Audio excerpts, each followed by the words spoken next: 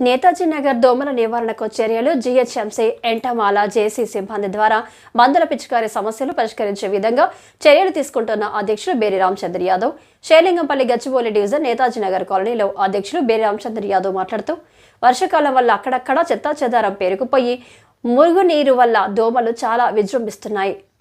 కాలనీలో అనేక విష జ్వరాలు ప్రబలుతున్నాయి. కాలనీ ప్రజలు అప్రమత్తంగా ఉండాలి. పరిసరాలు శుభ్రంగా ఉంచుకోవాలి. మన ఆరోగ్యం మనం కాపాడుకోవాలి. చెత్త చెదారం వీధుల్లో వేయకుండా జీహెచ్ఎంసీ బండికే వేసి దోమల నివారణకు చర్యలు తీసుకోవాలి.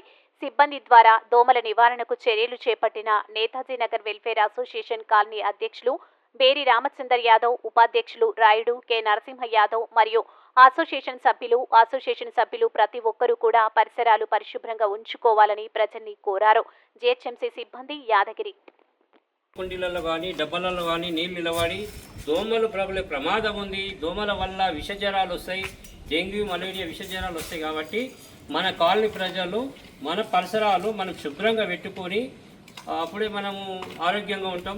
ఆరోగ్యమే మహాభాగ్యంగా అందరం కూడా మన ఆరోగ్యాలు మనం కాపాడుకోవాలి. కాబట్టి దయచేసి కాలనీలో ప్రతి ఒక్కరూ చుట్టుపక్కల పరిసరాలు శుభ్రంగా ఉంచుకోవాలి. ఇలాంటి చోట్ల ఏదైనా నీళ్లు నిలబడి ఉంటే అవి ఎప్పుడే పడేసేయాలి.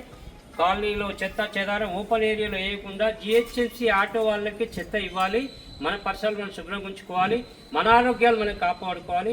లేకపోతే మనం ఇలా చెత్త ఎక్కడ పడితే అక్కడ వేయడం వల్ల నీళ్లు ఇదైపోయి దోమలు పెరిగి అనేక విష జ్వరాలు, డెంగ్యూ, మలేరియా విష జ్వరాలు వస్తాయి. కాబట్టి మరి మనమందరం మన కాలనీని మనం శుభ్రంగా ఉంచుకోవాలి, మన పరిసరాలు శుభ్రంగా ఉంచుకోవాలని చెప్పేసి నేతాజీ నగర్ వెల్ఫేర్ అసోసియేషన్ తరఫున కాలనీ ప్రజలు కోరడం జరుగుతుంది.